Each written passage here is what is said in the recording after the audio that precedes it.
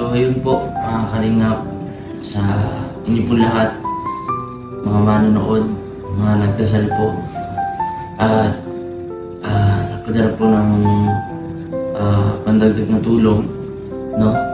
Ayan, kay Rachel, maraming salamat po, at sa grupo po na nagbigay ng Gcash po, no? Kay Justin, maraming po salamat.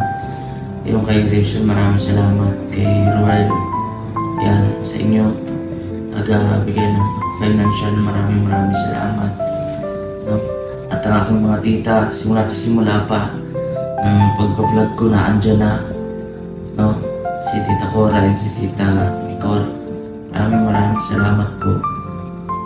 Sa inyo po, update ko, nandito pa rin po sa ospital, at ako na po yung mismo nagsabi kay Doc na gusto ko na po umuwi.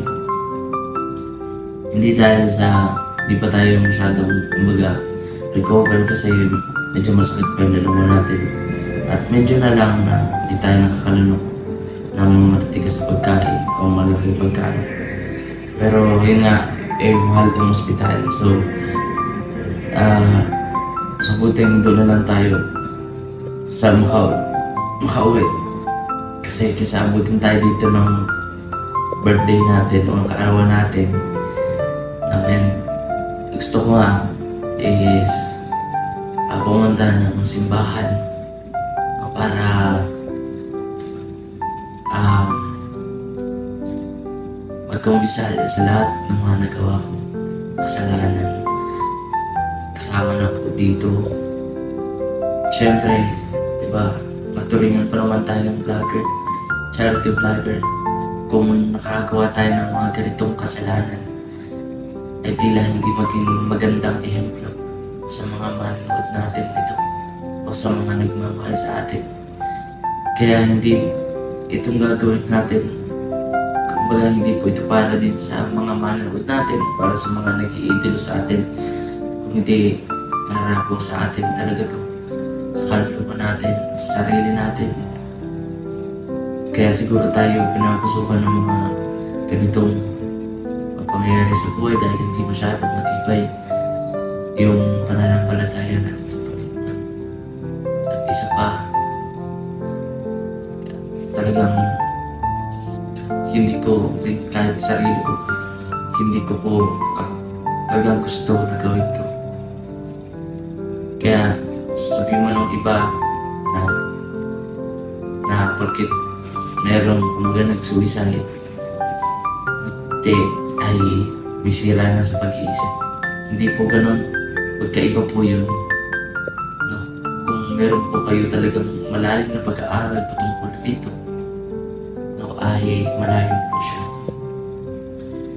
And ayun, ayusin ko po muna. No?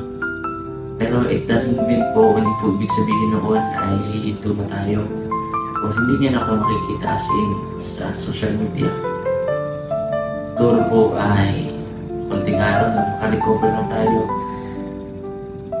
Good thing na lang po kasi sinabi ni Doc na walang tinamaan ng mga ugat na himala ang araw po. Kasi na nangyari sa akin na himala talaga. Kasi marami daw siyang patient na ganito din yung case na hindi na talaga umabot. Talagang bakat na, kitang-kita na talaga yung lama, pero hindi na umabot. Segundo lang na hindi ka 2 minuto lang o 1 minuto lang na hindi ka maagapan, tiyak. Pero yun nga, sabi pa rin sa akin ng ni Doc na yung nag-revive sa akin, salamatan ko rin, especially ang Panginoon. Kasi bago ko dalhin dito, na-revive ako doon. Binigyan pa rin ako ng pangalawang pagkakataon para bagong buhay, para ayusin ko yung mga masamang nangyari sa akin, mga masamang nagawa ko.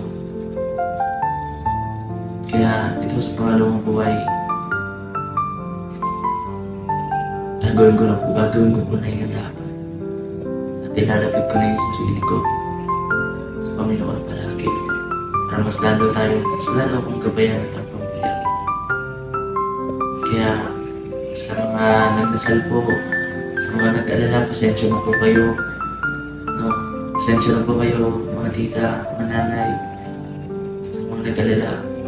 Sa mga pumunta po dito, magamat po, si Noel Regan, si Ruel, si Rachel, wala po dito. Pero ramdam ko, nangyari to bago at pagkatapos ay kausap ko po si Ruel, katapos naman ay si Rachel. Kaya maraming salamat sa mga totoo mong kaibigan. Pero huwag kayong mag-alala dahil hindi na ako magdadalawang isip na mag-open up sa inyo. No? At hindi ko na rin nililit yung sarili ko sa madilim para itago yung mga pagdaramdam ko. At sa lahat ng mga manonood, nabasa ko yung mga comments po ninyo. Ang dami. Maraming pong salamat sa mga advices po. Sa pag-cheer up po sa akin, pag-motivate. Maraming pong salamat. So ngayon po, naghihintay na lang po kami sa natin po si Lian sa billing. Good din po dahil kahit paano meron naman po tayo pera. No, so ay ibayad sa bill sa ospital. Titingnan ko pa po kung magkano yun kasi isang araw pa lang po kami dito. Bago kami pumunta dito sa private hospital po nito, nag-ikot pa kami sa mga ospital, pero ang sabi punuan po, walang room para sa ganitong cases. So dito kami napadpad sa medyo mahal nga. So alamin ko po kung magkano yun. At yun, samahan niyo sana ako sa vlog na to kung pag-uwi. And nagkausap po kami misis na doon na kami maglipat, magsimula ulit doon sa sinabi po ni Kalingap Victor, malapit po kala Dodong, malapit po sa kanila, kung saan ay pwede kaming lumipat at sama-sama na lang kami doon lahat, walang may iwan. So pinag-iisipan po namin kung okay po at nang makalipat po kami agad-agad. Kasi lalo po ngayon wala po naman tayo yung service. Mahirap. No? Kapag mag-charity tayo, hindi mo pupunta kala todo. No? Pero ganun po man, maraming salamat po sa inyo po lahat sa mga nag-a-advise sa atin, nag-message sa atin. No? Kala Tita Lani de Villa, Tita Dong, Tita Malupili, ayan Tita Malu, maraming salamat po. Ayan, sino ba ba? Tita Gina Pundal, Tita Benny, Moiko, basta maraming salamat po, no? Sila Tita Tina, ayan, Tita Joey, ayan, yung mga tita ko po, simula nung nagpo-vlog ako, nandyan, no? Sila si Tita Mikor, Tita Cora, maraming po salamat. Medyo pakaramdam po natin ngayon ay hilo-hilo pa. Kasi, sa antibiotic. Tapos, sa marami pong gamot na in-inject sa atin. Marami dyan. Ito nga yung alam na natin. And sa mga nagdasal po, maraming po salamat. Ayun, sana kahit ganito po yung nangyari sa akin, sana po maintindihan po ninyo. And I assure you naman po sa inyo, hindi lang po sa inyo, kung hindi sa ating Panginoon. Mas titibayan ko pa po yung pananampalataya ko, yung loob ko, yung sarili ko, papakatatag para hindi na po maulit yung ganito. Masyado na nagpatalo po ako sa nararamdaman ko, sa tumatakbo sa isip ko. ayun, samahan niyo po ako hanggang sa tayo makauwi. And pa-share naman po ng ating vlog. Ayun, maraming salamat po mga kalingap.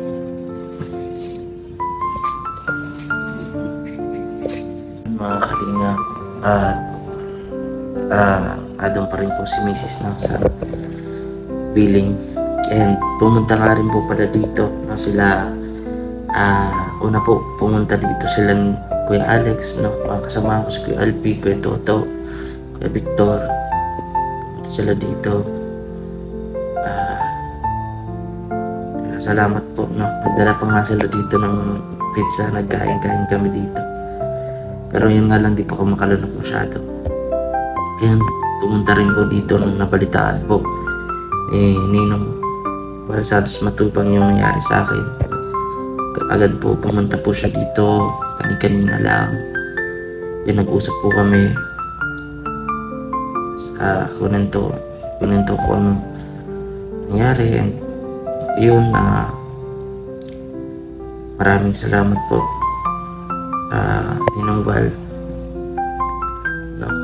And kay Ninong Alex, no? Salamat po sa inyo sa in-advise nyo. So, di ko po alam, or kayo na po ang bahala na isipin kung ano man yung gusto nyo isipin sa nagawa ko. Pero una pong hinihingi ko ng tawad ay sa Panginoon. Kay Lord, unang-una, humingi ako ng tawad dahil nagawa ko to. Pangalawa, sa pamilya ko. At sa mga nagmamahal sa akin. Kaya, buumpisa tayo muli. Babangon po tayo ulit. Babangon po tayo ulit.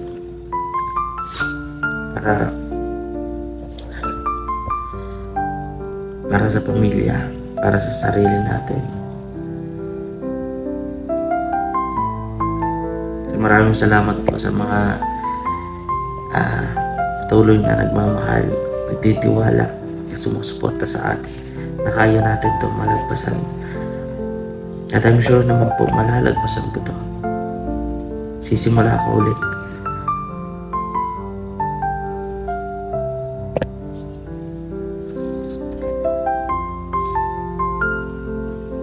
Hintayin ko lang po dito makapayad po si Mrs. no sa bill natin dito. Umabot naman po siya isang araw po pero dahil sa rami po ng antibiotic no mga tinurok no, sa atin umabot po siya ng 19,000. Ayan, so nabayaran lang po natin. Hintay na lang po natin yung release order para tayo makalabas po ng tirahan ng hospital. And plano nga namin po is lumipat ng matitirahan malapit po kala Ruel. So para magkasama na kami. Hindi lang dyan, alam ko mapapanood nyo yung vlog ni Ninong Balasados Matubang. Nandun po lahat. Maraming pong salamat sa inyong lahat na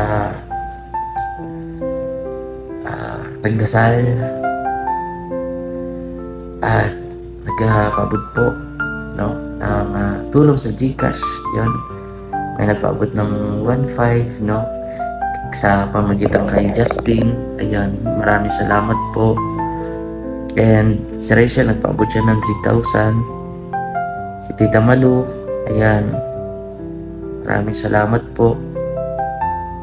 And sa tita ko na noon pa simula ng pagbablog ko ay naandyan na, si Tita Mikor and si Tita Cora. Maraming salamat po.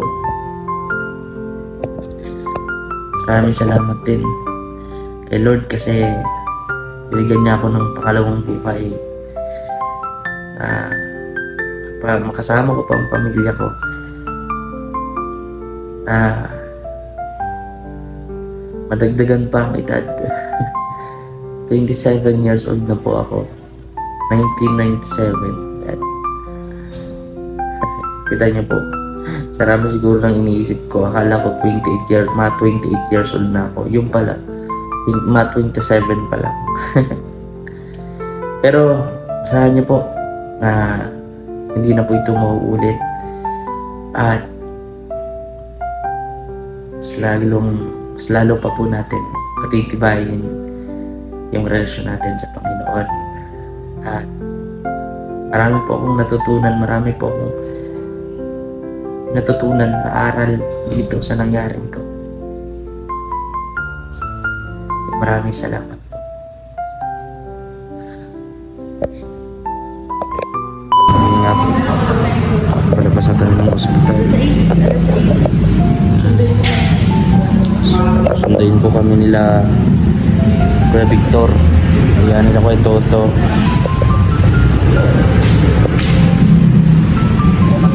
Labas na tayo ng ospital. Dito po kami sa may parking sa waiting area.